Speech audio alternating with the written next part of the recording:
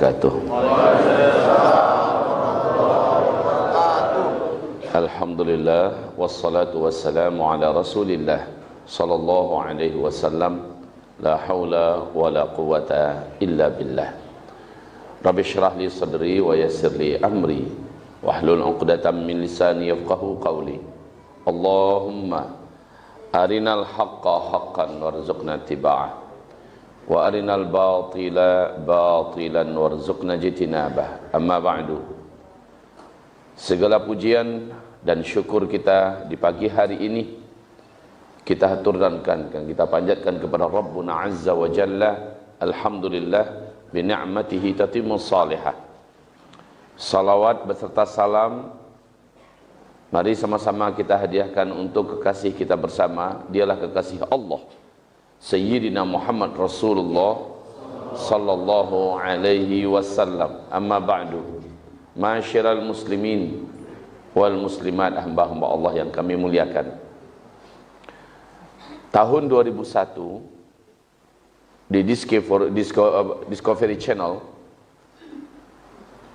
NASA Amerika Serikat mengatakan bahwa lebih kurang 80 tahunan yang akan datang,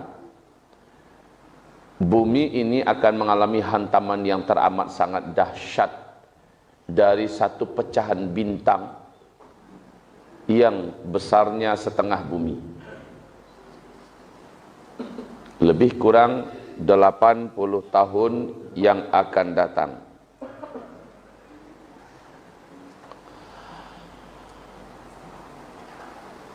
Setengah bumi ini besarnya. Padahal pecahan bintang yang garis diameternya setengah kilo saja, apalagi 1 kilo saja, 1 kilometer maksud saya, ini sudah cukup menghancurkan peradaban dinosaurus. Bagaimana dengan setengah bumi? Maka yang terjadi adalah kehancuran total. Jika kita samakan dengan Al-Quran, Allah menyebutkan Al-Qari'atu mal-Qari'ah wa ma adraka mal-Qari'ah yawma yakunun nas kal farashil mabthus wa takunul jibalu kal 'ihnil manfush. Ini yang ada dalam Al-Quran. Al-Qari'ah, terjadi hantaman besar, suara menggelegar yang teramat sangat menakutkan di langit. Wa ma adraka mal qari'ah. Apakah itu suara besar? Hantaman yang sangat besar, suara menggelegar yang teramat sangat menakutkan di langit. Wa ma adraka mal qari'ah. Apakah itu? Suara besar, gelegar yang teramat sangat menakutkan di langit. Yauma yakunun nas kal farashil mabthus. Pada hari itu manusia seperti anai-anai yang berterbangan. Wa takunul jibal kal 'ihnil manfush, dan gunung-gunung seperti kapas yang ditiup. Ternyata itulah kiamat. Kapan kejadiannya? Allah tidak menyebutkan di dalam Al-Quran. Nabi juga tidak menyebutkan dalam hadis. Tetapi para pakar dan ahli antariksa NASA mengatakan di tahun 2001 lebih kurang 80 tahun yang akan datang akan ada hantaman setengah bumi besarnya pecahan bintang. Ini satu. Yang kedua, di tahun yang sama para pakar dan ahli bumi Jepang, dan mereka memang terkenal dengan keahlian mereka dalam masalah gempa. Apa yang dikatakan oleh Jepang? Lebih kurang antara 75 sampai 80 tahun yang akan datang. Lihat kemiripan tahun. Lebih kurang antara 75 sampai 80 tahun yang akan datang, bumi ini akan mengalami gempa yang maha dahsyat. Tidak ada satu negara pun yang akan selamat. Tidak ada satupun teknologi yang akan bisa menghentikan gempa ini. Bahkan tidak ada kehidupan yang bisa bertahan dengan dahsyatnya gempa ini.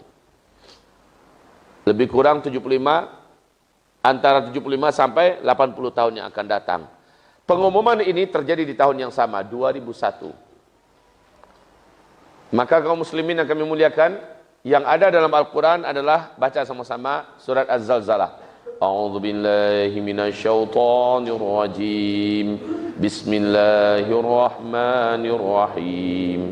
Idza zulzilatil ardu zilzalaha wa akhrajatil ardu athqalaha wa qalal insanu ma laha يومئذ تحدث أخبارها بأن ربك أوحى لها يومئذ يصدر الناس أشتاتا ليروا أعمالهم فمن يعمل مثقال ذرة خيرا يره ومن يعمل مثقال ذرة شرا يره. اللهم ارحمنا بالقرآن وصدق الله العظيم. Idza zulzilatil ardu zilzalaha. Apabila telah diguncang bumi ini dengan guncangan yang teramat sangat dahsyat.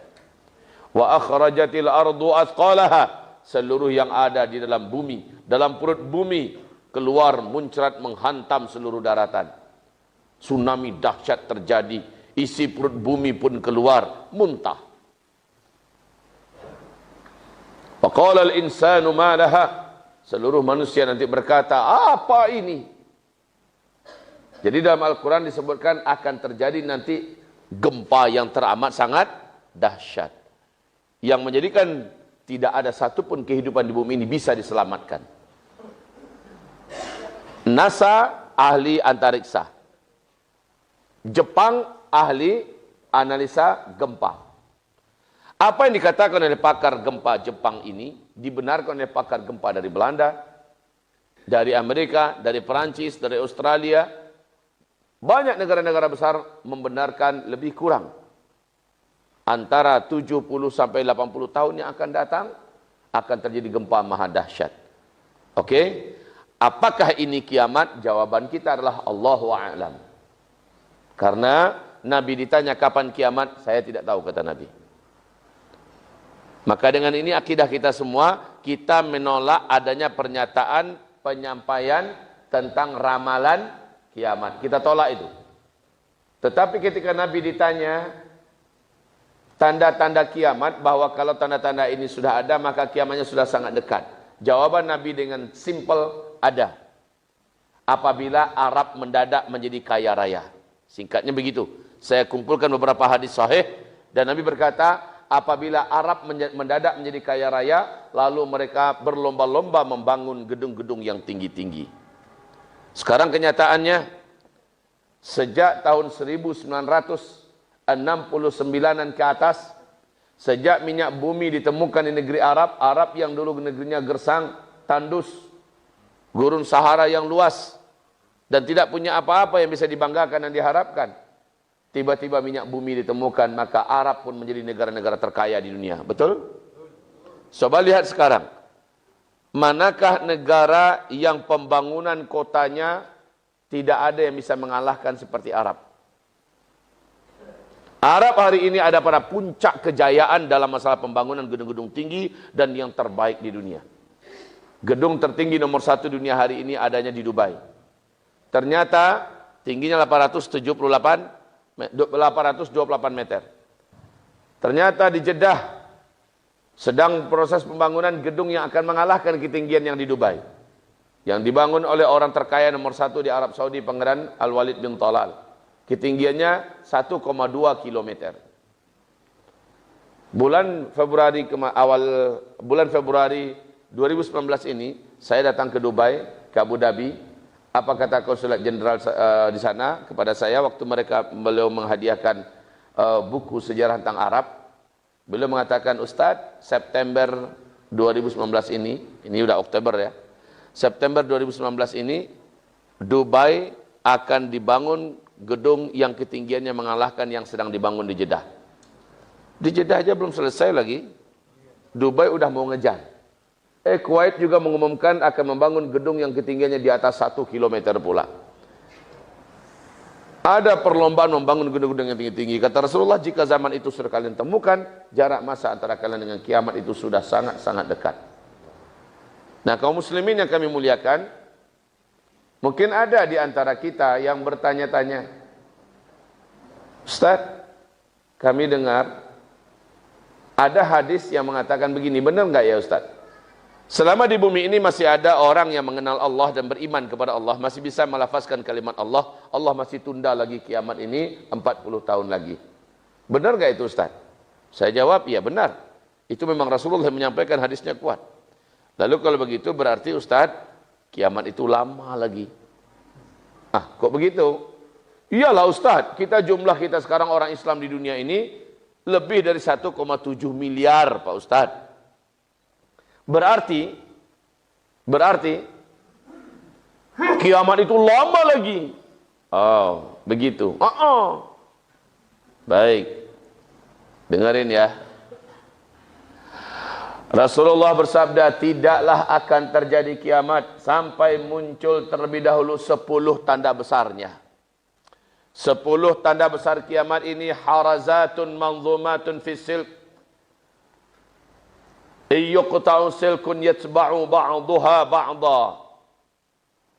10 tanda besar kiamat ini seperti 10 butir-butir marjan. Satu butir marjan ini berlobang di bawahnya tembus sampai ke atas. Dapat dimasukkan seutas tali. Maka antar satu butir marjan dengan butir marjan yang lain terhubung oleh tali di tengah-tengahnya. Lalu di bagian bawah, butiran-butiran yang terhubung dengan tali ini, di bawahnya tali tersebut dikasih simpul. Akhirnya tertahanlah butiran-butiran tersebut. Yuqta'u silk. Ketika simpul itu digunting, simpul itu diputus, maka apa yang terjadi, Bu? Meluncurlah butiran marjan yang pertama di bawah, ya. Yang kedua bagaimana, Pak? Menyusul? Pakai lambat atau cepat? Langsung atau tersekat? Langsung. Jangan berpikir jarak pertama kedua itu pakai ribuan tahun pula. Atau pakai ratusan tahun, puluhan tahun. Tidak. Kalau yang kedua sudah keluar, yang ketiga gimana? Iya, seperti itu. 10 tanda besar kiamat. Nah, kita umat Islam hanya diizinkan oleh Allah menyaksikan tanda besar kiamat sampai yang ke-7 saja. Izinkan saya menulis di whiteboard kita. Boleh?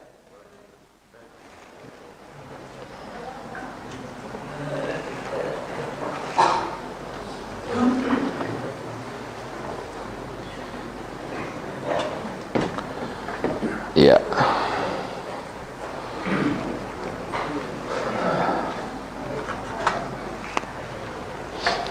Ada 10 tanda besar kiamat. Kita hanya menyaksikan tanda besar kiamat yang ke-7. Yang pertama, tanda besar kiamat yang pertama, yaitu bumi gelap gulita. Selama 40 hari 40 malam. Allah menyebutkan dalam Al-Quran, nama gelap gulita itulah dukhan. Karena asap dan kabut bersatu. Tidak bisa dibedakan kapan siang dan kapan malam. Tidak ada bagian bumi ini yang bisa ditembus oleh cahaya matahari. Ini yang pertama, dukhan. Yang kedua, setelah dukhan, paling lama jaraknya hanya 3 tahun. Inilah fitnah terbesar yang pernah ada di muka bumi. Yaitu Allah munculkan Dajjal ke tengah-tengah manusia. 2/3 manusia nanti akan sujud menyembah Dajjal. Dan yang paling banyak menjadi penyembah Dajjal dari umatku, kata Nabi, adalah kaum wanita. Kemudian, Dajjal hanya 1 tahun, 2 bulan, 2 minggu. Dajjal pun berakhir. Di tangan tanda besar kiamat yang ketiga, yaitu Allah turunkan ke muka bumi Nabi Isa alaihi salam. Nabi Isa membunuh Dajjal dan menghilangkan agama Yahudi selama-lamanya. Dan Nabi Isa mengajak seluruh orang Kristen kembali ke dalam agama yang benar. Itu agama Islam. maka manusia pun di muka bumi berbondong-bondong masuk dalam Islam. Hilanglah selama-lamanya Yahudi dan Nasrani. Baik, dan semua kejahatan di muka bumi oleh Nabi Isa dan Imam Mahdi dihilangkan sehilang-hilangnya. Tidak ada lagi peperangan, tidak ada lagi pembantaian, tidak ada lagi kejahatan, tidak ada lagi kezaliman dan sebagainya. Tak lama setelah Nabi Isa membunuh Dajjal, tanda besar kiamat yang keempat pun muncul. Ini adalah akhir segala kejahatan. Setelah itu tidak ada lagi kejahatan setelah ini. Apa? Yaitu terwujudnya surat Al-Kahfi ayat yang ke-96 sampai 100. Yaitu makhluk dari keturunan Nabi Adam juga yang bernama Ya'juj dan Ma'juj. Ini kerjanya membantai ke sana kemari. Dengan doa Nabi Isa, Allah musnahkan Ya'juj dan Ma'juj. Kemudian setelah Ya'juj dan Ma'juj binasa, tanda besar kiamat yang kelima.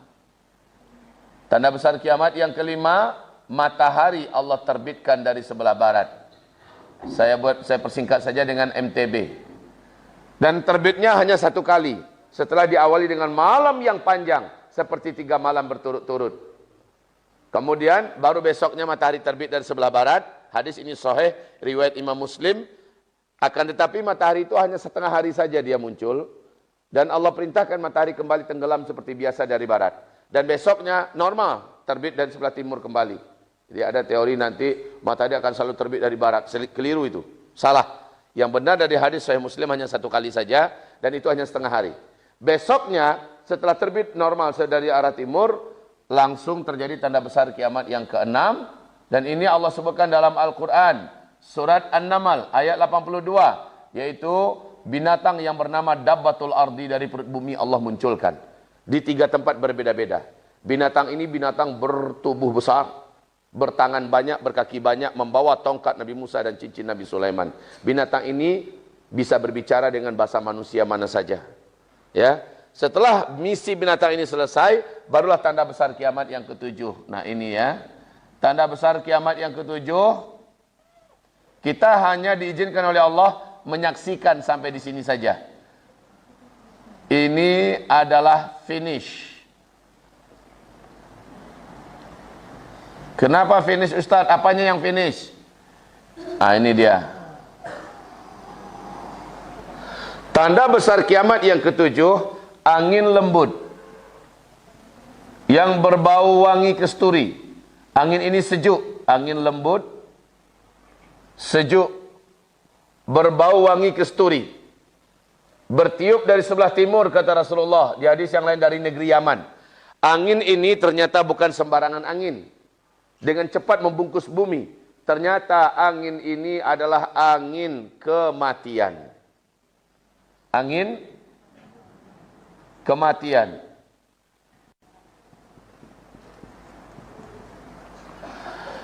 Lembut, sejuk, berbau wangi kesturi. Dan angin ini mematikan. Siapa yang Allah matikan dengan angin lembut dan sejuk berbau wangi kesturi ini? Rasul menceritakan, siapapun saja umatku yang di dalam dadanya ada iman. Walaupun imannya hanya seujung kuku. Ketika angin ini sampai kepada dia, walaupun orang itu ada di gua, ada di pulau, ada di gunung, ada di mana saja di muka bumi ini, di dalam dadanya ada iman kepada Allah. Walau iman hanya seujung kuku. Maka ketika angin lembut itu terkena mengenai dirinya, terhirup olehnya, di tempat itu, saat itu juga dia langsung tergeletak meninggal dunia. Serentaklah satu muka bumi, orang-orang Islam yang ada iman meninggal dunia. Sejak itu, tidak lagi tersisa di muka bumi ini ada orang yang kenal dengan Allah. Maka yang tersisa hidup di muka bumi adalah sama sekali orang-orang yang tidak kenal lagi dengan Allah Subhanahu wa ta'ala. Nah, mereka lah yang akan menyaksikan tanda besar kiamat yang ke-8. Yaitu tenggelamnya bumi sebelah timur. Dan 9, tenggelamnya bumi sebelah barat. Dan yang ke-10, munculnya api raksasa dari negeri Yaman. Dari perut bumi Yaman. Mereka yang menyaksikan tanda besar kiamat yang ke-8, 9, dan ke-10. Untuk informasi buat Bapak Ibu. Di Yaman, fenomena alam yang semakin menakutkan hari ini, telah ditemukan ada sebuah kawasan itu panas Pak. Ketika didekati ternyata ada lubang-lubang, buka saja YouTube nanti, lubang-lubang yang di dalamnya ada api. Di dalamnya ada api. Kalau dimasukkan seekor anak lembu, Sebentar saja dikeluarkan lagi, udah masak jadi sate. Jarak 5 meter ada lagi lubang, jarak 10 meter ada lagi lubang, 50 meter ada lubang. Sekarang kawasan itu makin luas api di dalamnya. Para pakar dan ahli bumi mengatakan belum mengetahui mereka sejauh mana potensi api yang ada di dalam perut bumi Yaman ini. Tapi bagi saya selaku peneliti hadis-hadis akhir zaman, saya mengatakan Allah telah mempertontonkan kepada umat manusia di muka bumi bahwa tanda besar kiamat yang ke-10 pemanasannya telah Allah mulai untuk terjadi nanti. Baik kaum muslimin yang kami muliakan, kalau ini adalah finish, maka startnya adalah di sini.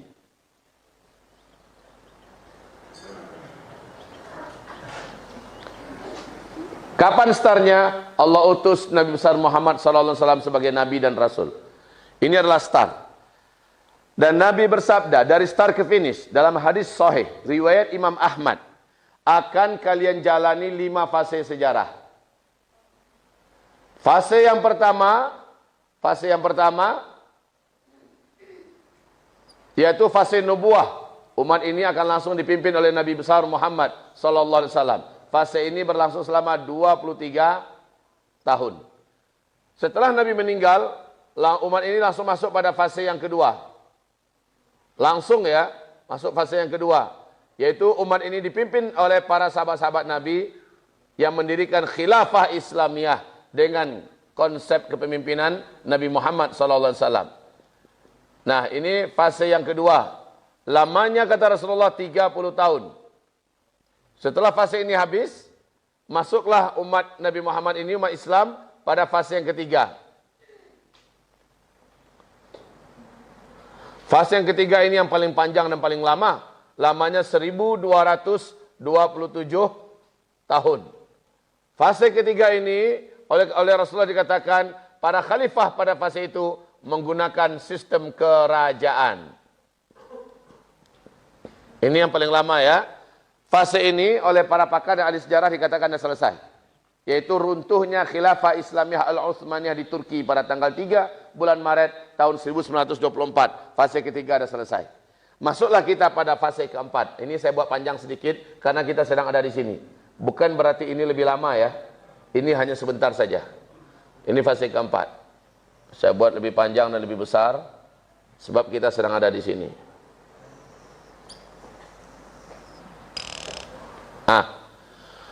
Ternyata tanda besar kiamat yang pertama, kedua, ketiga, dan keempat ada di penghujung fase keempat ini. Fase kita sekarang. Fase ini kata Rasulullah adalah fase mulkan jabariyah, fase para penguasa-penguasa yang berkuasa di mana fase ini tidak ada khilafah Islamiyah. Kalau fase pertama, kedua, dan ketiga Islam memimpin 2/3 dunia. 2/3 dunia Islam yang pimpin. Dan nanti fase kelima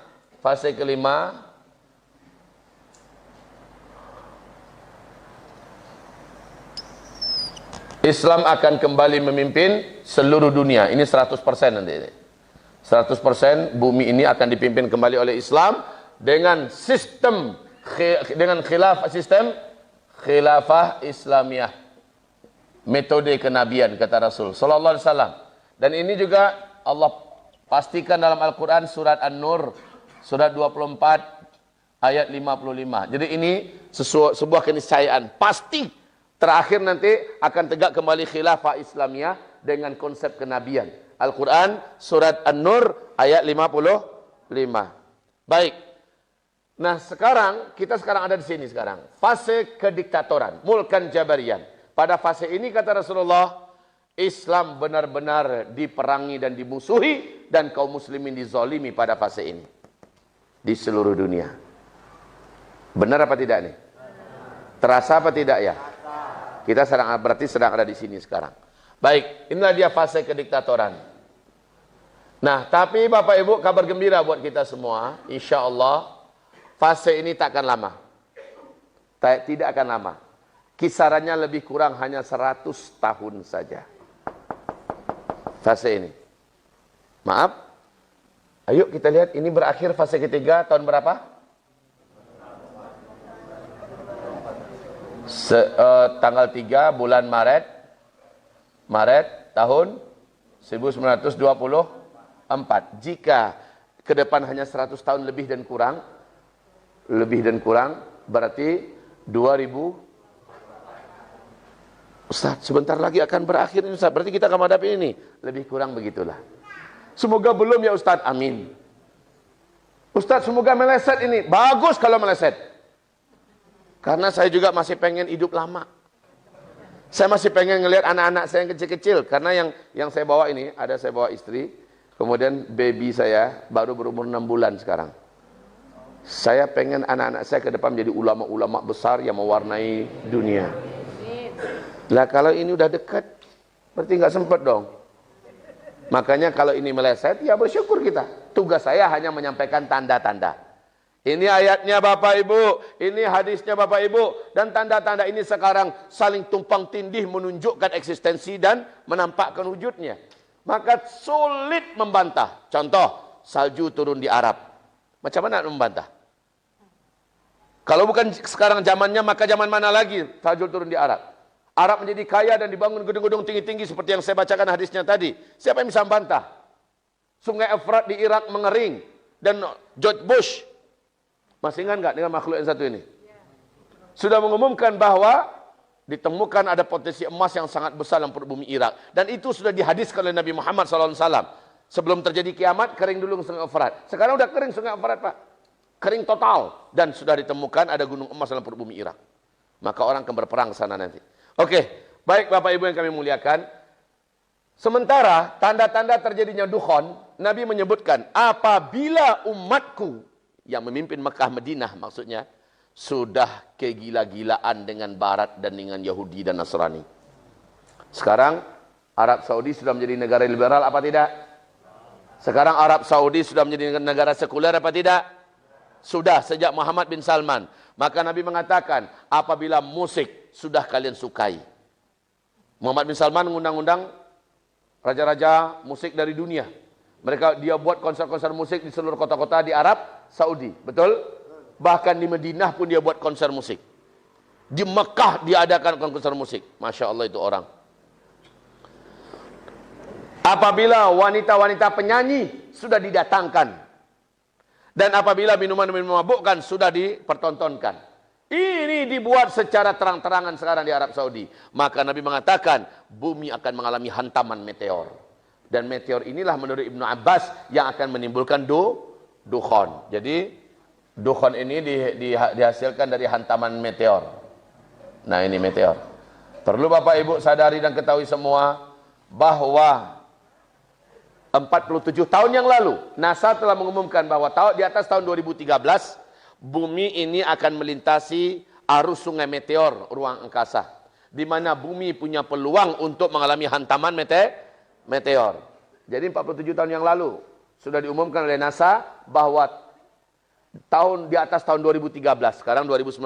Berarti kita ini sedang ada di tengah-tengah arus sungai meteor. Nah Bapak Ibu yang kami muliakan, meteor ada peluang menghantam bumi yang menimbulkan dukhon. Karena hantaman meteor ini yang bisa menyebabkan terjadinya gelap gulita. Karena debu yang berterbangan ke udara menyatu dengan asap dari terbakarnya meteor menembus lapisan atmosfer bumi kita. Baiklah Bapak Ibu yang kami muliakan. Sekarang dari start ke finish berapa lama? Jadi karena judul kita pagi hari ini apa tadi? Bila kiamat sudah dekat. Penekanannya bukan pada huru hara ya. Kalau penekanannya huru hara, saya ceritakan huru hara yang ada di sini. Tapi karena penekanannya adalah masalah kiamat sudah dekat, saya tekankan begini dekatnya kita sekarang dengan kiamat itu. Tapi insya Allah kabar baiknya, orang beriman tak akan pernah menyaksikan kiamat. Alhamdulillah. Kecuali Bapak Ibu ada yang gagal bertahan dari Dajjal. Karena ketika Dajjal keluar 2/3 manusia akan sujud menyembah Dajjal. Nah yang gagal mempertahankan imannya, maka dia tidak akan dimatikan oleh Allah dengan tanda besar kiamat yang ke-7. Berarti dia akan menyaksikan ini. Nauzubillah. Dari start ke finish, berapa lamakah masanya? Oh, Masya Allah ya. Ternyata ini ada pembahasan khusus dari Nabi Muhammad Sallallahu Alaihi Wasallam. Dari start ke finish. Wow, ini keren. Pertanyaannya seperti makalah. Panjangnya macam mana kita nak baca ni?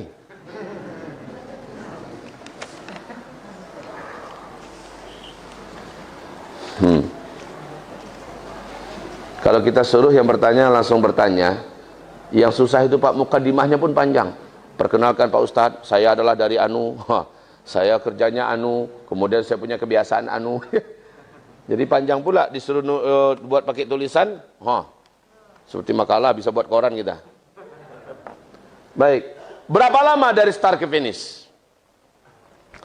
Wahai Bapak Ibu yang kami muliakan, Rasulullah SAW mengeluarkan kata-kata dari hawa nafsunya, dari pendapatnya atau dari wahyu. Wa ma yantiqu 'anil hawa in huwa illa wahyu yuha. Semua yang dikatakannya adalah wahyu yang diwahyukan.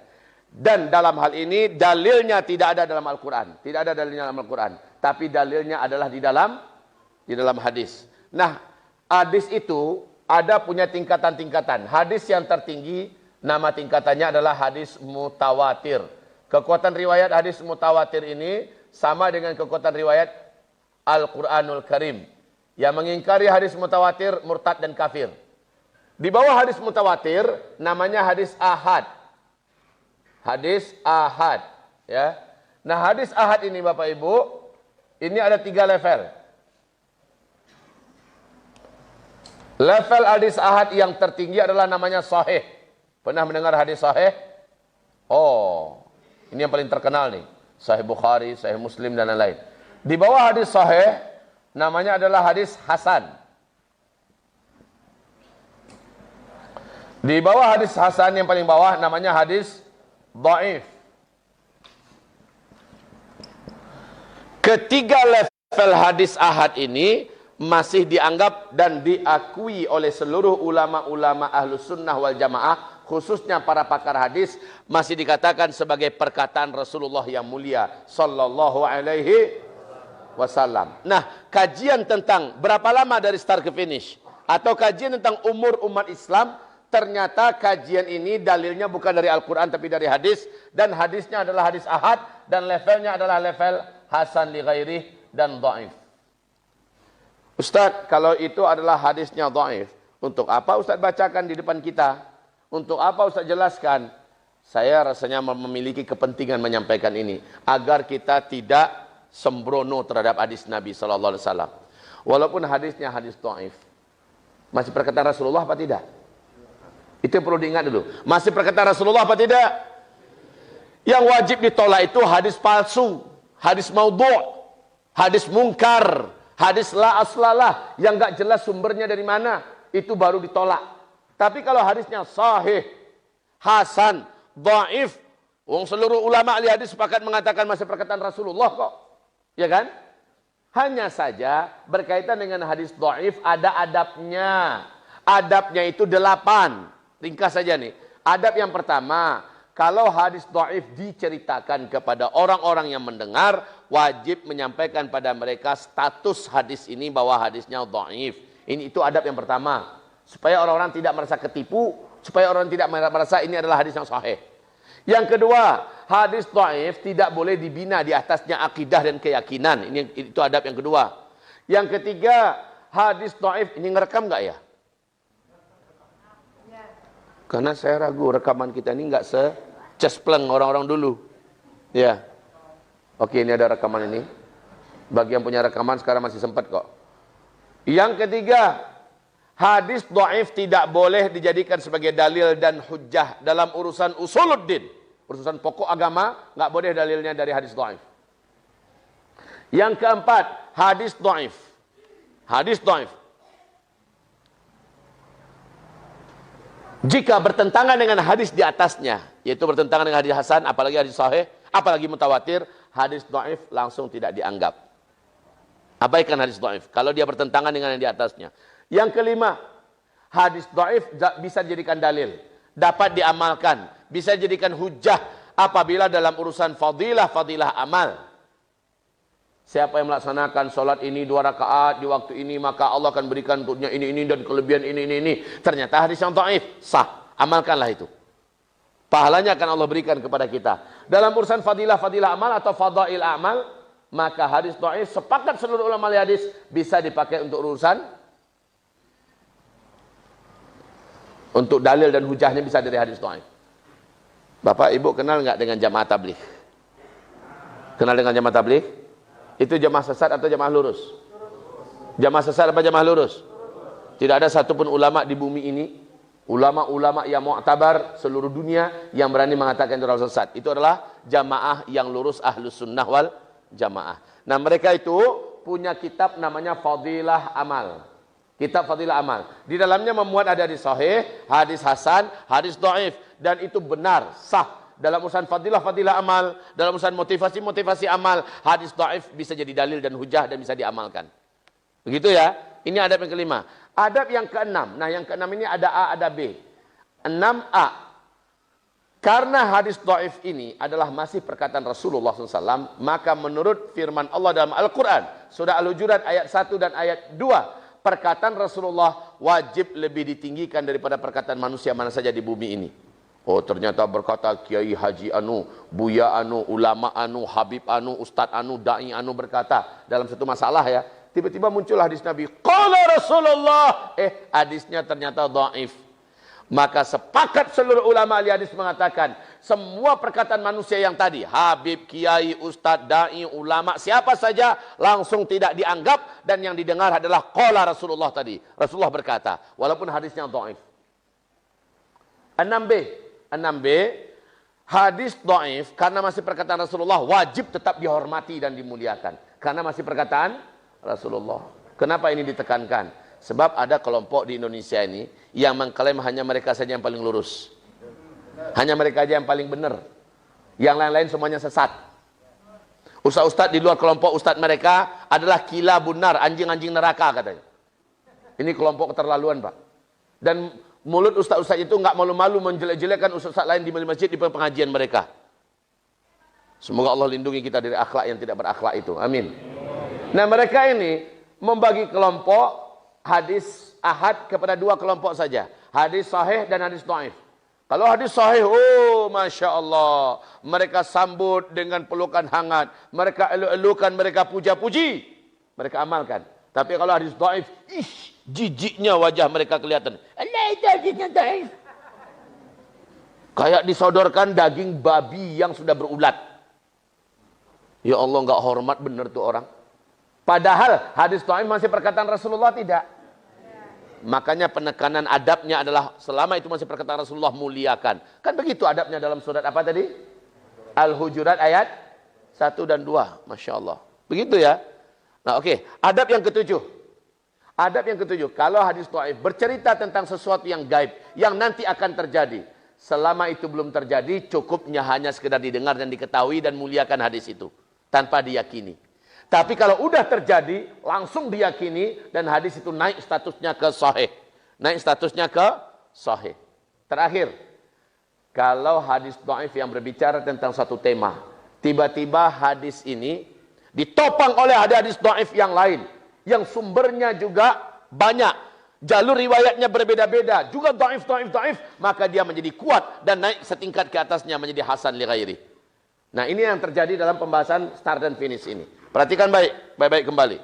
Apa kata Rasulullah dari hadis dhaif dan hasan li ghairi? Rasulullah bersabda sallallahu alaihi wasallam, umur umatku dari start ke finish, dari beliau Allah utus sebagai nabi dan rasul di usia 40 tahun sampai terjadinya tanda besar kiamat yang ketujuh.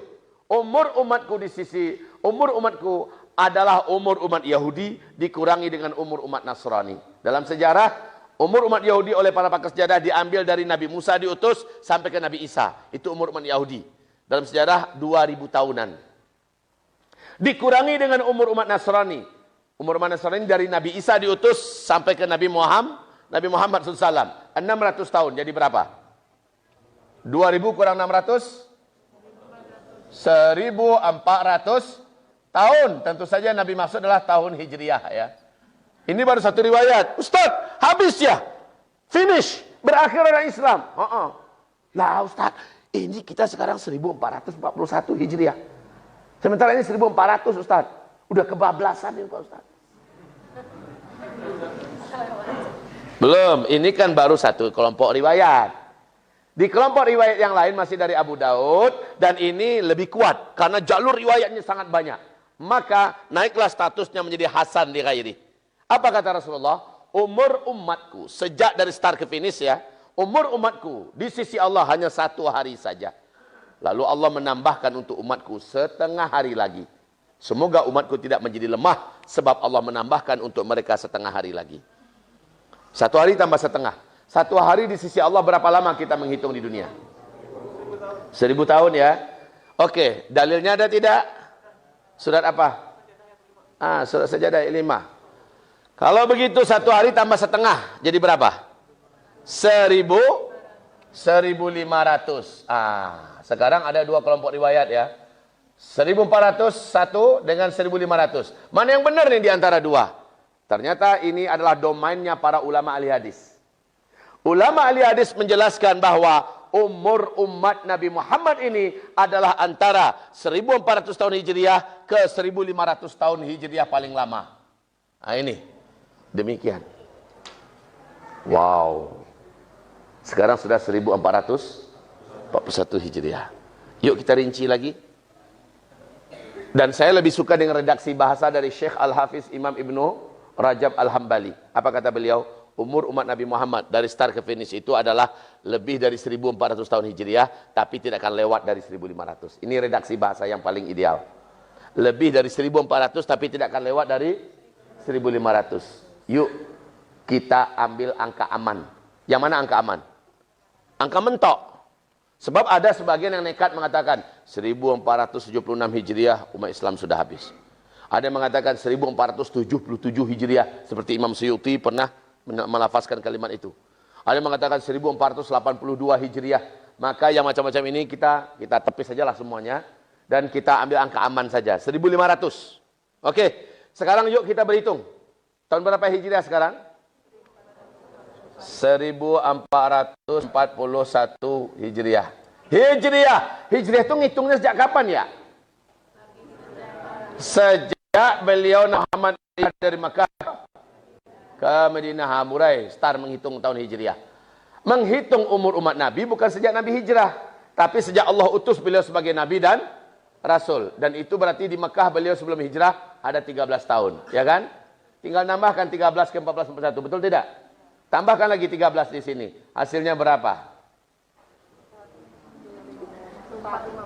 1454. Ini hitungan yang udah jalan ya kalau dihitungkan hitungan Hijriah. Ini yang udah jalan 1454. Oke, sekarang kita ambil angka yang paling aman.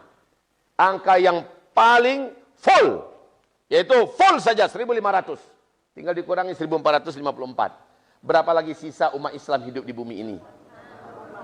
Paling lama adalah 46 tahun lagi hitungan Hijriah ke depan. Ya Allah, udah dekat apa? Udah dekat apa masih lama? Oke, sekarang Nabi mengatakan setelah habisnya ini Allah akan panjangkan lagi, Allah akan sisakan lagi umur dunia ini 40 tahun lagi. Kan begitu hadisnya tadi. 40 tahun lagi. Oke. Wahai Bapak Ibu yang kami muliakan, sementara ini angka mentok. Hampir sama enggak dengan analisa NASA tadi yang mengatakan akan ada hantaman 80 tahun yang akan datang? Hampir sama tidak? Dengan pakar gempa Jepang yang mengatakan juga hampir sama Bapak Ibu. Ilmu yang sesungguhnya serahkan pada Allah. Allahu. Nah, tanda-tanda yang disebutkan Nabi itu nyata ada di zaman kita seluruhnya. Baik Bapak Ibu yang kami muliakan. Melihat ini sudah sangat dekat. Melihat ini sudah sangat dekat. Dan menuju kepada tanda-tanda besar kiamat yang pertama, kedua, ketiga, dan seterusnya. Kita sedang menyaksikan sekarang sebuah tontonan yang mengerikan. Melaju dengan kecepatan yang maksimal. Saat ini Pak. Di mana-mana terjadi tanda-tanda itu. Dan sampai menjelang Ramadan besok 1441 Hijriah, yuk sama-sama kita saksikan apa yang akan terjadi di muka bumi ini. Kalau Bapak Ibu amalnya tidak banyak, imannya tidak kuat, saya pastikan Bapak Ibu akan murtad atau putus asa hidup lalu bunuh diri. Akan banyak kejadian yang mengerikan yang akan terjadi dalam waktu yang dekat. Apa itu Ustadz? Semua keburukan yang pasti kita semua tidak menyukainya, ini akan terjadi. Ustadz, semoga meleset ya. Amin, amin, amin. Saya juga begitu kok berharap semoga meleset. Tapi tanda-tandanya wajib disampaikan. Supaya apa? Supaya umat ini bersiap-siap. Setelah kita mendengarkan begini, siap-siap. Jangan lagi egois lah.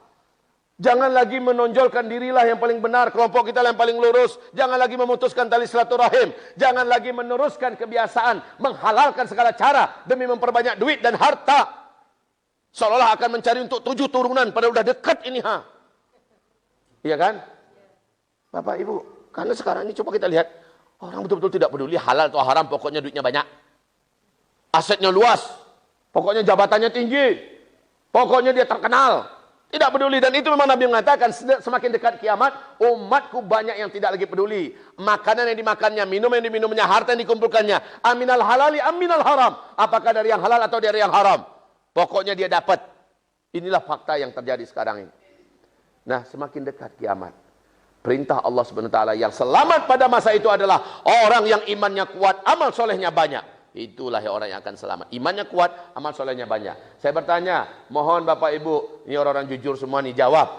Bapak Ibu udah kuat imannya apa belum? Udah banyak amalnya apa belum? Mau selamat apa enggak? Caranya gimana? Iman enggak kuat, amal enggak banyak, tapi mau selamat. Sementara Allah menyebutkan dalam Al-An'am ayat 158, sudah apa? Al-An'am ayat 158, orang yang akan dijaga, yang selamat di akhir zaman adalah orang yang imannya kuat, amal solehnya banyak, mereka lah yang akan selamat. Bapak, saya ulangi sekali lagi, Bapak udah kuat imannya? Ibu sudah kuat imannya? Ibu sudah banyak amalnya belum? Bapak sudah banyak amalnya? Mau selamat? Terus caranya gimana? Syarat selamat, iman kuat, amal banyak. Tapi kita selama ini masih pelit untuk agama, Pak. Masih pelit. Waktu kita untuk sholat pun udah masbuk-masbuk. Enggak prioritas bagi kita sholat ini, belum. Kita pun baru pakai jilbab kalau untuk ke pengajian. Nah, di luar sana masih biasa orang melihat aurat kita. Yang komunitas ini. Yang laki-laki, ya Allah, bahkan sholatnya di rumah seperti kata bapak kita tadi. Banyak laki-laki solehah. Perintahnya sholat itu ke masjid, berjamaah. Lah ini orang sholatnya di mana? Di rumah. Yang di rumah itu sholatnya ibu-ibu, baru wanita solehah. Tapi laki-laki sekarang banyak laki-laki solehah. Coba lihat, banyak bapak ibu habiskan umur dalam rangka mencari duit. Beli tanah, buat perluas rumah, buat villa, buat anu. Padahal semuanya akan ditinggalkan. Ketika ada pemungutan dana, ketika ada pengumpulan harta, buat kepentingan agama Allah, 10.000. Masih banyak uang recehan. Saya sudah keliling Indonesia. Dan senantiasa dalam ceramah saya mengumpulkan dana untuk pembangunan pesantren kami yang terus membangun. Bapak Ibu, ada orang yang tega masukkan uang recehan Rp1.000 bahkan 500 rupiah, tang bunyinya. Ini udah akhir zaman, amalannya masih 1.000. Ya Allah ya Rabb. Padahal untuk parkir aja berapa? Untuk ke WC berapa? Masya, mau masuk surga dengan 2.000? Sementara untuk traktir kawan sekali duduk makan bisa 100.000. Traktir kawan sekali duduk makan bisa 50.000. Bahkan ada yang tidak sungkan-sungkan, tidak malu-malu, 500.000, 1 juta. Traktir teman-teman makan. Lalu kenapa untuk agama Allah yang juga tabungan pribadinya pelit? Semakin dekat kiamat, umatku semakin kikir dan bakhil untuk agama Allah, kata Rasulullah sallallahu alaihi wasallam. Nah, kalau ada yang berani mengeluarkan dalam jumlah yang fantastis, jumlah yang banyak, menandakan dia adalah umat Nabi yang istimewa di akhir zaman. Karena Nabi mengatakan pada masa itu, yaitu fase keempat, umatku semakin lama imannya semakin kuat. Adalah iman-iman Nabi Muhammad SAW yang amal solehnya banyak. Ya, jadi Bapak Ibu sekarang ada di posisi mana? Allah lah yang akan bisa menjawab. Kalian timbanglah besar atau kecilnya iman kalian, ringan atau beratnya amal kalian dengan keberanian kalian dalam berinfak dan bersedekah untuk agama Allah. Sekarang tiap sebentar enggak kita dengar ada penggalangan dana, penggalangan tiap sebentar ya. Ada karena musibah bencana, ada karena keadaan yang ada di Suriah, di Palestina, yang di Rohingya, di Uighur, yang terbaru kemarin di Wamena dan sebagainya. Ada penggalang dana untuk pembangunan masjid, untuk pesantren, segala macamnya. Ada penggalang dana. Itu cara Allah di akhir zaman agar kita bisa mengirimkan sebagian pencarian dunia kita buat milik kita, menjadi milik kita di akhirat kelak. Itu cara dari Allah. Dan orang-orang beriman akan senang hatinya. Alhamdulillah ada jalur lagi. Alhamdulillah ada pintu lagi penyaluran. Alhamdulillah ada jalan lagi untuk menabung ke akhirat. Dia senang. Tapi orang-orang munafik, tiap pengajian di masjid itu pasti mau mengundang dana itu buat malu aja. Itu ada. Memang ada begitu. Ada nggak, Bu? Ada. Baik Bapak Ibu yang kami muliakan. Bagaimana? Kita sampai jam berapa ya? Sampai jam 6. Jam 6 sudah selesai. Baik, kita lanjut apa tidak? Saya minta izin pada pengurus masjid, mana beliau? Pengurus masjid, Pak? Ya, kita lanjut. Oke, Masya Allah. Bu, kita lanjut ya Bu ya? Sampai selesai? Iya. Insya Allah paling lama 15 menit lagi kita selesai. Ini paling lama. Habis itu kita wajib berdoa dong. Kita ingin berdoa di sini. Nanti di pasar kita juga berdoa. Katanya saya mau diajak lagi ke pasar. Pasar sarapan pagi. Pasar Sabtu pagi. Ya. Baik, sebelum kita lanjutkan, sebelum kita berdoa, seperti yang saya katakan tadi, alhamdulillah Bapak Ibu, santri-santri kami yang tamat kemarin tahun 3 pesantren sudah hafiz keseluruhannya 100% 30 juz Al-Quran mereka. Dan mereka juga memiliki akhlak dan ibadah yang kami banggakan dan kami bahagia menyaksikannya. Mereka tidak ingin orang tuanya dilanjutkan ke sekolah lain, maka orang tuanya mendesak sampai dengan air mata mendesak kami agar kami melanjutkan ke tingkat lanjutan SMA. Sementara kita belum siap, fasilitas kita tak ada, ruangan asrama apalagi nggak punya, kelas-kelas juga sudah crowded ya, rumah-rumah guru juga tak punya. Akhirnya karena desakan begitu kuat, bismillah, kami pun dengan nama Allah memulai. Kita ada tanah 1 hektar 300 meter. Di atas itulah kita mulai membangun 3 lantai. Dan alhamdulillah dari November sampai sekarang, dari total 3 miliar 650 juta, seluruhnya kaum muslimin hanya sisa sekarang 325 juta lagi.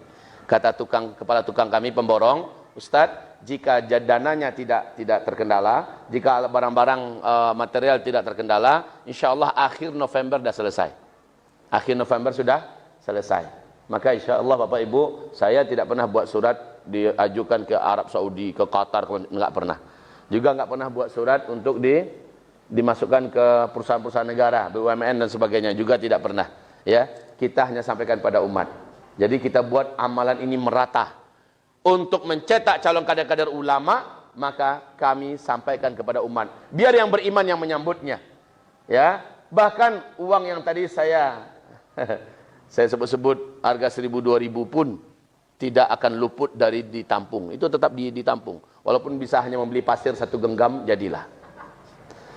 Oke, Bapak Ibu yang kami muliakan, sementara hutang kita di toko bangunan, 2 toko bangunan ada 256 juta. Jadi ditotalkan 580-an juta yang tersisa. 581 juta yang akan kita carikan sekarang. Insya Allah dengan izin Allah, peresmiannya kami rencanakan akhir Desember. Sudah bisa di tempat, dan yang akan menyampaikan tabligh akbarnya adalah saudara saya, adinda saya, Ustadz dan guru yang kita muliakan bersama, Ustadz Abdul Somad, insyaallah ta'ala. Dan Gubernur Sumbar, jadi Sumatera Barat lah. Tapi kan itu tetap bumi Allah ya Bu ya. Agama Allah yang saya perjuangkan di sana kan masih agama kita juga kan. Dan pahala yang kita buat walaupun di sana tempatnya kan mengalir untuk sampai ke akhirat kita kan. Maka janganlah pilih-pilih, Sumatera Barat saya nggak minat, saya sini aja. Baik Bapak Ibu, pagi ini maukah kita sama-sama membebaskan dan meringankan sisa yang penutup ini. Semoga menjadi husnul khatimah. Amin. Silakan kalau begitu, jika ada panitia yang bisa bantu jalan. Nah ini sekarang ambil yang terbaik yang kita simpan. Ibu kalau nggak ada duit juga nggak apa-apa Bu, jangan terlalu risau, harus ada duit. Cincin bisa lepas. Bener loh Bu ya. Ya Allah, ini cincin akhiratku ya Allah. Ini tabung akhiratku, anting-anting bisa lepas.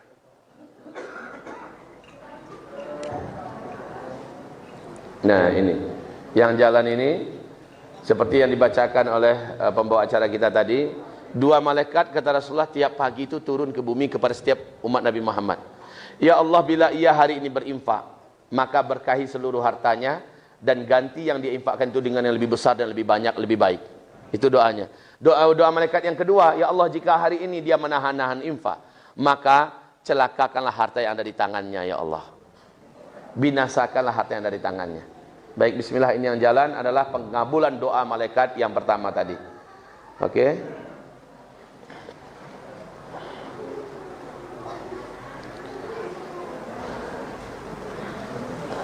Sebenarnya kami punya 3 kampus Bapak Ibu. Kampus pertama adalah tingkat TK, PAUD, SD, SDIT ya. Ini di tengah kota Payakumbuh. Kemudian kampus kedua berbatasan antara Kota Madia dengan kabupaten. Di sini adalah tingkat kutab dan pesantren madrasah tingkat SMP. Nah, ini yang sedang pesat membangun itu di kampus 2 ini. Tapi juga sudah hampir selesai alhamdulillah. Dan di sini kita memupuk utang itu 256 juta ke 2 toko bangunan. Sementara kampus ketiga, dan saya tinggal di kampus ketiga, yaitu di Kabupaten 50 kota. Saya tinggal di sana. Gedung yang kita bangun 3 lantai itu di kampus ketiga ini. Ya, inilah yang memerlukan 325 juta lagi. Bukan hanya gedung itu saja, karena kita di situ ada 7 titik pembangunan yang di kampus 3. Jadi Masya Allah ya. Bapak Ibu yang kami muliakan, kami optimis, kami yakin Allah pasti akan menolong, dan hamba-hamba Allah yang beriman banyak kok. Di mana-mana kami datangi, tidak sedikit yang mengambil Ustadz, saya ambil 2 meter Ustadz, saya ambil 5 meter Ustadz. Ustadz tolong doakan agar anak saya jadi hafiz Quran. Ustadz tolong doakan agar penyakit suami saya dihilangkan oleh Allah. Ustadz tolong doakan agar istri saya mau memakai jilbab, mau tersentuh hatinya. Ada yang pesan-pesan begitu. Baik Bapak Ibu, mungkin Bapak Ibu ingin transfer juga bisa ke nomor rekening berikut. Nggak bawa dana kan? Tapi ada mobile banking dan ada HP Android. Tinggal kirim aja, tek tek tek tek, selesai. Ya. Yang pertama Bank Syariah Mandiri. Nomor rekeningnya 063 05 kali 89. Atas nama Zulkifli Muhammad Ali.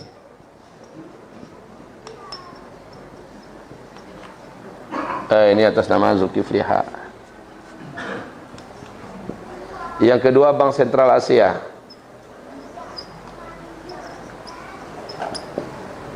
Nomornya 614 50 473 60. Nanti silakan difoto ini atas nama Zulkifli Muhammad. Ustadz, apa Ustadz nggak takut Ustadz atas nama Ustadz rekeningnya? Nanti udah Ustadz kena audit loh. Saya katakan, saya tantang, mana tim audit yang terhebat di Indonesia ini? Silakan datang. Berapa jumlah rekening yang masuk sejak rekening ini terbuka, dan berapa fisik yang sudah terbangun? Jauh lebih banyak fisik yang sudah terbangun. Jadi ini nggak ada apa-apanya nih, dana-dana yang masuk ini nggak ada apa-apanya. Sebab, maaf ya Bapak Ibu, sampai ke biaya ceramah-ceramah ini, kan Ustadz dikasih amplop biasanya kan? Maaf ini, Ustadz dikasih amplop biasanya kan? Iya, semua amplop itu larinya ke sini. Saya punya usaha-usaha, sebagian kecil saya pakai untuk keluarga, sebagian besarnya saya hempaskan ke sini. Guru yang kita gaji itu lebih dari 200 orang Pak Ustadz. Ya, santri-santri yang tidak mampu, anak-anak yatim yang kita biayai, Masya Allah. Ini semuanya dari usaha-usaha kecil yang saya punya, saya hempaskan ke sana. Jadi kalau bertanya orang, alah, Ustadz itu pakai nama rekening dia, jangan-jangan untuk dia itu. Saya tantang deh, datangin audit yang terbaik di Indonesia ini, silakan cek. Dan silakan apa pembangunan yang ada, mulai membeli tanah segala macamnya itu. Baik, sebenarnya saya nggak mau manan ini sebenarnya, nggak mau diceritakan. Tetapi fitnah itu kadang-kadang bisa dimasuki oleh setan. Saya hanya ingin melibatkan sebanyak-banyaknya umat Nabi Muhammad dalam perjuangan ini. Itu aja sebenarnya. Silahkan, bagi yang yakin sajalah. Yang ragu-ragu nggak usah. Saya yakin sama Ustadz ini, karena dia pasti takut kepada Allah Subhanahu Wa Taala. Dia pasti takut memberikan makan anak-anaknya yang haram dan sebagainya. Ya udah, yang yakinnya saja, silakan transfer ya. Kita hanya butuh 580 juta lagi. Semoga Allah genapkan ini untuk perjuangan kita, dan tercetaklah ulama-ulama dan pahalanya mengalir sampai hari kiamat kepada setiap yang terlibat. Amin. Ya Rabbal Alamin. Oke, Bapak Ibu yang kami muliakan, jadi kita kembali pada topik kita. Sudah selesai tadi? Kita kembali pada topik kita sebagai penutup. Sebelum kita berdoa, ada 5 menit lagi. Finishingnya begini, ini adalah kunci. Alhamdulillah Bapak Ibu bisa bertahan sampai sejam ini. Wahai Bapak Ibu yang kami muliakan, setelah mendengarkan kajian ini, hilang nggak semangat hidup Bapak Ibu melihat masa depan? Yang benar. Ada sebagian yang pesimis, Bu. Saya mau jual semua aset-aset saya. Kayaknya nggak usah lagi berkembang, berusaha. Saya mau yang PNS, saya mau resign aja. Saya mau fokus ibadah. Ada yang berpikiran negatif begitu, Pak? Saya mau rencana saya sih mau berangkat haji, mau daftar. Tapi kalau udah deket kayak gini, rasanya percuma aja. Ini 25 tahun lagi baru berangkat haji. Atau si bapak panggil anaknya, nak, kau tahun ini tamat SMA kan? Iya. Kau dengar pengajian tadi, udah dekat? Betul, Pak. Masih mau kuliah? Enggak, Pak, bagus. Kita fokus ibadah ya, nak, ya? Iya, Pak. Yang mau nikah, rencananya bulan Desember mau nikah nih. Ternyata setelah dengar pengajian ini, buat surat ke calon mertua dan calon istri. Mengingat kiamat udah dekat. Maka kalau memang ada jodoh, akad nikahnya di surga aja. Di dunia ini sekarang kita fokus ibadah dan berjuang. Jangan begitu, Pak, Ibu. Kesimpulan kita adalah apa kata Rasulullah? Besok kiamat terjadi. Besok. Hari ini masih ada 1 butir biji kurma di tangan kamu yang bisa kamu tanam. Tanam, kata Rasulullah. Loh, apa Rasul itu nggak tahu ya? Kalau biji kurma hari ini ditanam, 4-5 tahun yang akan datang baru mulai berbuah. Sementara besok udah mau kiamat, Nabi tetap menyuruh tanam. Artinya apa? Sedekat apapun huru hara bencana musibah petaka besar akhir zaman, tanda-tanda besar akan terjadi, sehingga investasi pengembangan usaha semacamnya sudah tidak mungkinkan lagi, ya, harta yang ada juga sudah tidak berguna. Sedekat apapun, perintah Nabi adalah hari ini apa yang bisa kamu lakukan bermanfaat untuk 20-30 tahun yang akan datang, tapi startnya mulai hari ini. Lakukan hari ini, begitu. Lakukan hari ini. Seperti yang saya katakan contoh tadi ya, sebulan setengah yang lalu telah lahir anak saya yang ke-18.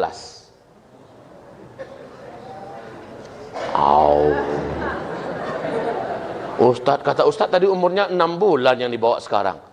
Ini 1,5 bulan yang lalu, gimana ceritanya Pak Ustadz? Ustadz ada istri berapa sih? Mau tahu?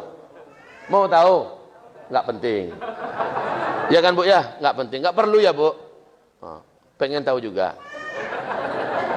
Saya cuma punya istri 1, alhamdulillah. Kaget ya, Bu, ya? Kok bisa, Ustadz? Yang 1,5 bulan, 1,5 bulan, yang 1 6 bulan. Kalau memang ia cuma punya istri 1, nggak mungkin, Pak Ustadz. Ya kalau begitu, istri saya cuma 1. 1 dari Aceh Barat. 1 dari Jawa Barat. 1 dari Sumatera Barat. Istri saya orang Barat semua, Bu. Alhamdulillah, saya ini memang keturunan Barat. Saya ini lahirnya di Paris, Pak. Iya, saya lahir di Paris. Tahu Paris? Pariaman sekitarnya. Iya. Baik, Bapak Ibu yang kami muliakan. Jadi begitu ya, hamba-hamba Allah yang kami muliakan. Pesantren yang saya buat sekarang, Pak, dari tamat SD, itu kita terima, targetnya 7 tahun belajar dengan kami setara dengan S1 Timur Tengah.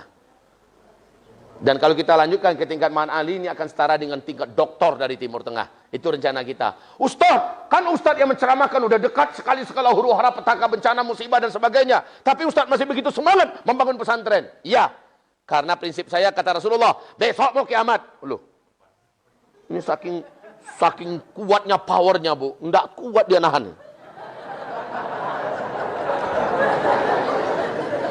Kajian ini memang listrik pun tidak mampu memikul ya, Bu.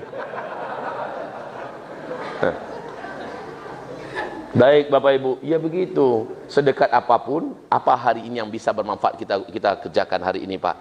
Kerjakan walaupun hasilnya 20-30 tahun yang akan datang. Karena Allah tidak akan bertanya apa hasilnya. Yang Allah tanya apa yang kamu buat. Apa yang sudah kamu gores prestasinya. Yang sudah kamu lakukan. Maka apapun hal yang bermanfaat dari sekarang bisa dibuat. Buat! Selama itu bermanfaat buat dunia, buat agama, buat bangsa, maka lakukanlah. Ya, Bapak Ibu, tirulah para sahabat. Sahabat-sahabat sedang mendengarkan bahwa begitu dekatnya kiamat terjadi, bahwa mereka yang dimaksud dengan akhir zaman, semangat mereka membara untuk melakukan apapun yang paling berguna, bermanfaat buat hidup dunia mereka, buat agama mereka, dunia dan akhirat. Masya Allah. Dan mereka total akhirnya. Maka Islam dengan cepat maju dan jaya di zaman Rasulullah dan para sahabat ini, karena para sahabat yakin udah mau kiamat kok, ngapain juga saya berleha-leha, ngapain juga saya menyanyiakan waktu. Yang biasa melakukan yang salah-salah, stop, berubahlah kepada yang soleh-soleh. Ya, kepada yang biasanya selama ini masih berleha-leha, stop. Manfaatkan setiap menit dan jamnya untuk memperbanyak amal soleh. Udah dekat loh segala petaka dan huru-hara. Baik, saya yakin pengajian ini sangat-sangat kurang. Ini butuh seminar. Nah, besok ada seminar. Di mana seminarnya besok ya? Besok ada seminar seharian. Hah? Jalan Banda. Geraha Pos. Di Geraha Pos. Seminar seharian. Daftar ke panitia, ke Wan Ummah. Seharian saya akan paparkan semuanya sampai kepada persiapan-persiapan dan amalan-amalan akhir zaman yang harus kita kerjakan. Yang mau mendaftar silakan ke Wan Ummah. Besok wakafkan 1 hari khusus untuk menimba ilmu agama tentang akhir zaman. Ya, bersama saya di Geraha Pos tadi ya. Baik, semoga kita bisa sempurnakan. Kalau memang nggak sempat, nah nggak apa-apa. Silahkan buka YouTube. Awali dulu dengan beli paket. Jangan dompleng terus ke wifi orang. Ya. Tapi nggak apa-apa. Teknis gimana terserah. Dengarkan kajian saya yang lengkap. Insya Allah di Uzma Media TV Channel. Buka ini Uzma Media TV Channel. Nah, ini semua kajian saya lengkap di sini insyaallah taala. Oh ya, untuk tanya jawab ini bisa ke nomor ini. Tanya jawab 085222222408. Oke. Dan untuk konfirmasi juga bisa kemari apabila sudah ada yang menitipkan hartanya buat akhiratnya 081266011331. Awas untuk tanya jawab tolong jangan curhat pribadi ya.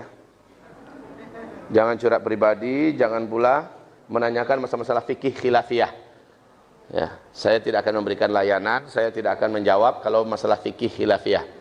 Tapi kalau masalah akidah tentang akhir zaman, tentang tafsir, masalah yang urgent sekali, insyaallah saya akan layani. Saya akan jawab insyaallah. Dan itu nomor pribadi saya yang paling bawah. Dan di atas adalah nomor admin saya. Iya.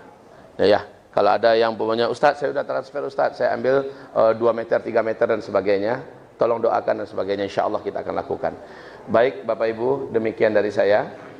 Mari kita berdoa dan kita meminta kepada Allah Subhanahu wa taala apa-apa yang bisa menyelamatkan kita dan menguatkan hati iman kita. Al-Fatihah. A'udzu billahi minasyaitonir rajim. Bismillahirrahmanirrahim.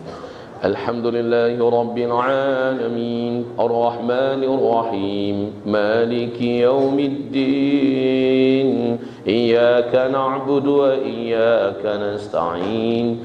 Ihdinas siratal mustaqim. Siratal ladzina an'amta 'alaihim ghairil maghdubi 'alaihim waladdallin.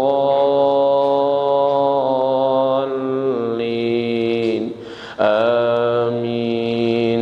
Allahumma arhamna bil Qur'an wa sadaqallahul azim. Allahumma salli wa sallim ala hadzal nabiyil karim wa ala alihi wa ashabihi ajma'in wa man tabi'ahu bi ihsanin ila yaumiddin. Allahumma ighfir lil muslimina wal muslimat wal mu'minina wal mu'minat al ahya'i minhum wal amwat birahmatika ya sami'un qarib mujib da'wat. Rabbana zalamna anfusana wa in lam taghfir lana wa tarhamna lanakunanna minal khasirin. Rabbana la tuzigh qulubana ba'da idh hadaitana wa hab lana min ladunka rahmatan innaka antal wahhab. Rabbana faghfir lana dhunubana wa israfana fi amrina wa thabbit aqdamana wansurna 'alal qaumil kafirin. Ya Allah, wahai Rabb kami, wahai ya Rabb yang Maha mendengar dan Maha mengabulkan, kami hamba-hambamu yang Engkau takdirkan hidup di akhir zaman ya Allah. Bencana-bencana maha besar, petaka-petaka yang mengerikan, musibah-musibah, tragedi-tragedi kemanusiaan, peperangan dan pertumpahan darah, fitnah Masih Dajjal akan tumpang tindih saling terjadi dalam waktu yang sangat berdekatan ya Allah, berlapis-lapis. Ini semua yang akan kami hadapi ya Allah. Ya Allah, sementara kami jujur di depan-Mu dan Engkau yang lebih maha tahu bahwa iman kami masih sebegini ini ya Allah. Iman kami masih rapuh dan remah. Ya Allah, amal soleh kami belum seberapa. Sebagian besar umur kami telah kami habiskan di pasar, ya Allah. Sebagian besar umur kami telah kami habiskan di kantor. Sebagian besar umur kami habiskan untuk mencari dan menumpuk-numpuk dunia. Sementara amal kami, akhirat kami, ya Allah, kami berikan sisa-sisa waktu kami saja, ya Allah. Kami mengakui amal kami masih sangat minim, masih sangat-sangat sedikit, ya Rabb. Kami belum berbuat apa-apa yang berguna dan bermanfaat untuk agamamu. Ya Allah, kami merasa kami mungkin bukan termasuk yang akan Engkau jaga dan selamat di akhir zaman ini. Ya Allah, maka kami angkat tangan-tangan kami dan kami berdoa kepadamu. Ya Rabb, tambahkanlah di akhir hayat dan di akhir hidup kami iman yang kuat dan kokoh ke dalam hati kami, ya Allah. Tambahkanlah ilmu kami dan kuatkan hati kami mengamalkan seluruh ilmu-ilmu yang sudah kami terima dan kami dengar. Ya Allah, tambahkanlah hidayah-Mu untuk kami, sehingga kami melihat jalan lurus itu terang benderang. Kokohkan kaki kami, agar kami mampu istiqamah, tabah dan sabar tegar, ya Allah, meniti jalan siratal mustaqim di kehidupan dunia ini, ya Allah. Ya Rabb kami, jadikanlah kami hamba-hamba-Mu yang jijik, benci dengan dosa-dosa dan maksiat. Jadikanlah kami hamba-hamba-Mu yang jijik, muak dengan tempat-tempat maksiat. Jadikanlah kami hamba-hamba-Mu yang tidak mau dan jijik berteman dengan para pelaku-pelaku dan ahli-ahli maksiat. Ya Rabb, jadikanlah lisan-lisan kami adalah lisan-lisan dakwah. Jadikanlah gerakan kami adalah gerakan yang menjadi qudwah hasanah. Jadikanlah apa yang kami buat dan kami lakukan, ya Allah, dalam rangka membela, menegakkan agama-Mu di bumi ini, sehingga kami tercatat di sisi-Mu sebagai para pejuang dan pembela-pembela agama di akhir zaman. Ya Allah, ya Rahman, ya Rahim, ya Mujibas Sa'ilin, berilah kami rezeki husnul khatimah di akhir hayat kami. Izinkan lafaz terakhir yang keluar dari lisan kami, dari mulut kami adalah La ilaha illallah. Ya Rabb kami, masukkan kami dan keluarga kami seluruhnya ke dalam ridho dan surga-Mu, ya Allah.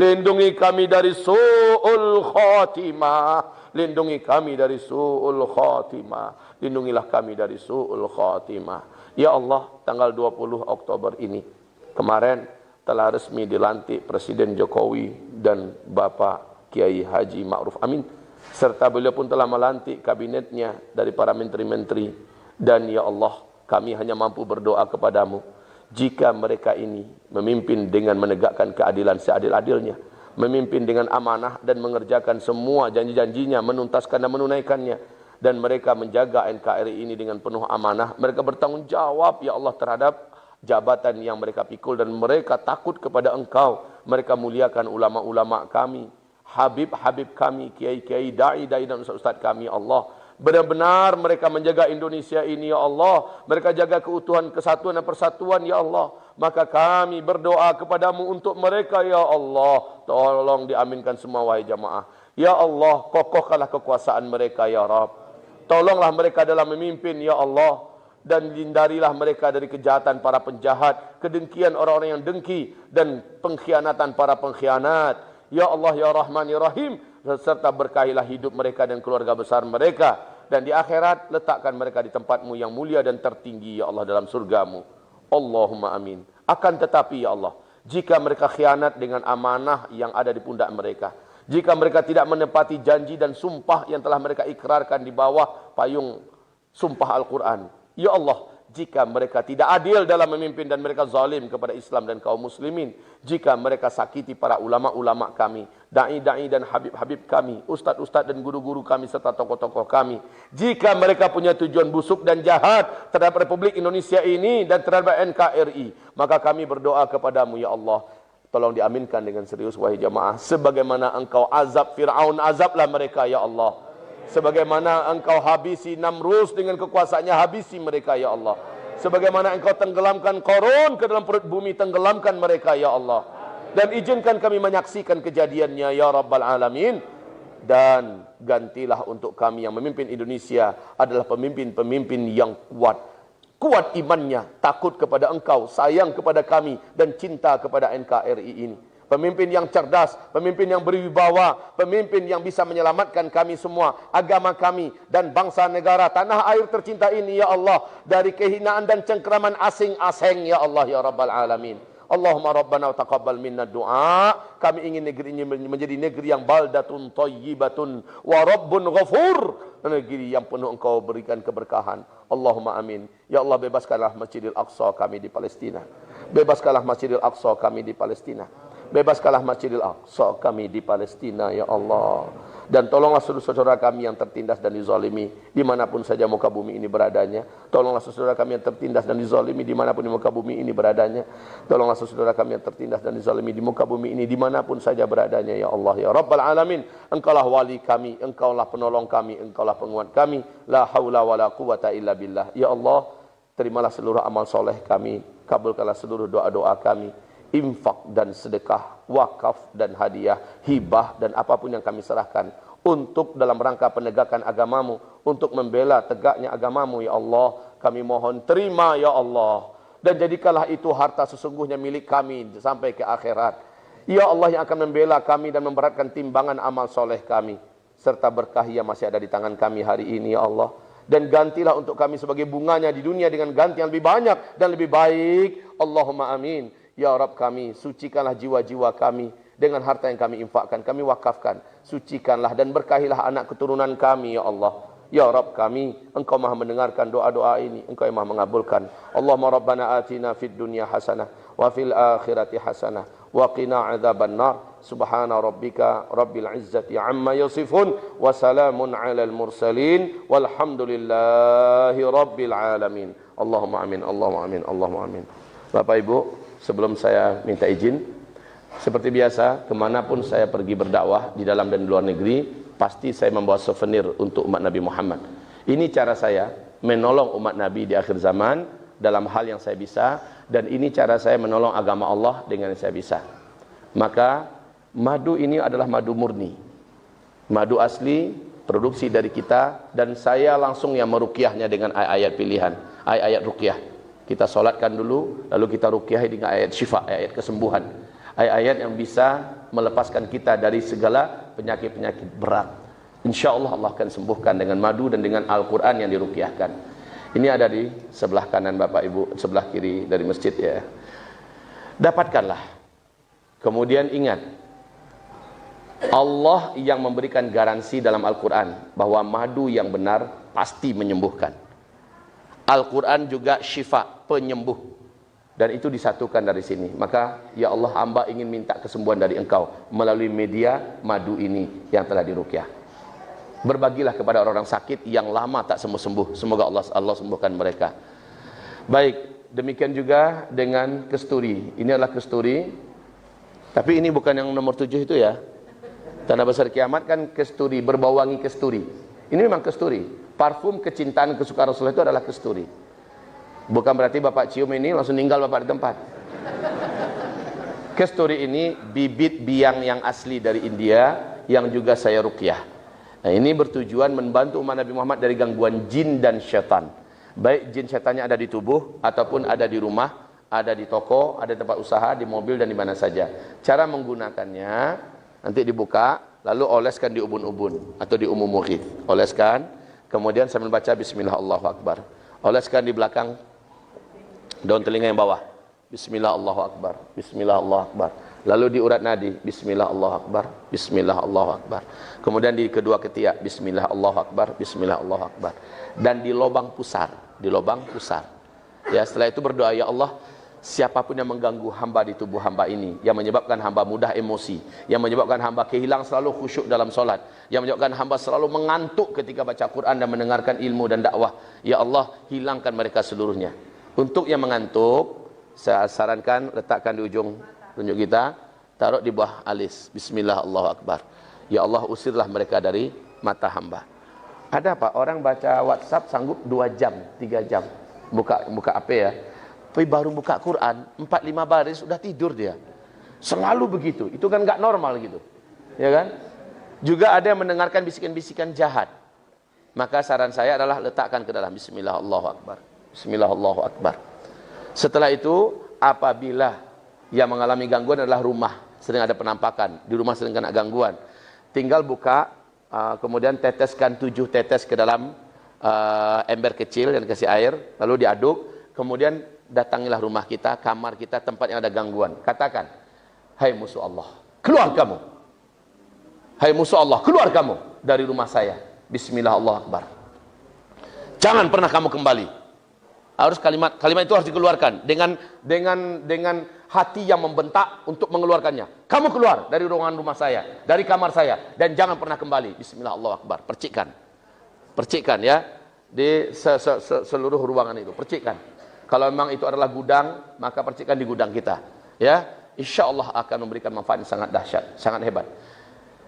Dan bagi yang ingin taubat dari merokok, sudah ingin dari lubuk hatinya yang paling dalam meninggalkan rokok, maka ini ayah saya yang tercinta, umurnya 107 tahun.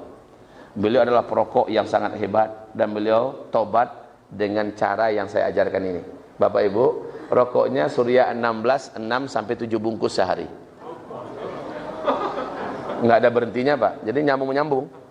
Alhamdulillah beliau oleskan, nih seperti yang saya ajarkan ini, oleskan ke batang rokok, ini parfum. Setelah itu merokok seperti biasa. Ya. Dan sejauh ini saya belum pernah mendengar orang mau merokok tuh bismillah. Belum ada orang pakai bismillah. Allahumma barik lana fi ma razaqtana. Saking enggak benernya rokok itu, Pak. Belum ada orang menghisap rokok pakai bismillahirrahmanirrahim. Ada enggak? Enggak. Nah, ini memang makanan jin, Pak, makanan setan yang ada di tubuh kita. Jadi sekarang kita hisaplah seperti biasa. Kalau udah nggak sanggup karena memang rasanya dahsyat sekali, menyakitkan bagi bibir dan lidah, Pak. Sudahlah, berhenti aja dulu, putuskan, matikan. Jangan dibuang, masukkan lagi. Kepengen merokok lagi umpamanya, keluarkan lagi batangan yang sama dan lakukan itu sampai habis. Insya Allah 2-3 batang Bapak akan benci rokok selama-lamanya. Insya Allah Bapak akan tinggalkan. Cuma itu syaratnya kalau memang dari lubuk hati yang paling dalam ingin hijrah dan meninggalkan rokok. Tapi kalau ingin nyambil atau coba-coba bener nggak ya? Nggak jadi. Tapi kalau memang tekadnya insya Allah akan terbantu oleh ini. Begitu caranya Bapak Ibu. Ustadz, mahal Ustadz. Tetapi agama Allah. Karena ini hampir 100% keuntungannya untuk agama Allah. Dari sinilah saya menggaji para pegawai kita. Dari sinilah saya menggaji ratusan ustadz yang ada di pesantren kita. Dari sinilah saya membiayai biaya santri-santri kita yang tidak mampu, anak-anak yatim kita. Jadi penghasilannya dari mana? Kemana perginya? Untuk agama Allah. Makanya saya tidak malu mempromosikan ini di saat-saat pengajian seperti ini. Karena untuk agama Allah Subhanahu wa taala. Umat Nabi tertolong, agama Allah tertolong. Bismillah. Demikian ya. Mari kita tutup baca doa, baca surat Wal Asri dulu. أعوذ بالله من الشيطان الرجيم بسم الله الرحمن الرحيم والعصر إن الإنسان لفي خسر إلا الذين آمنوا وعملوا الصالحات وتواصوا بالحق وتواصوا بالصبر اللهم ارحمنا بالقرآن وصدق الله العظيم.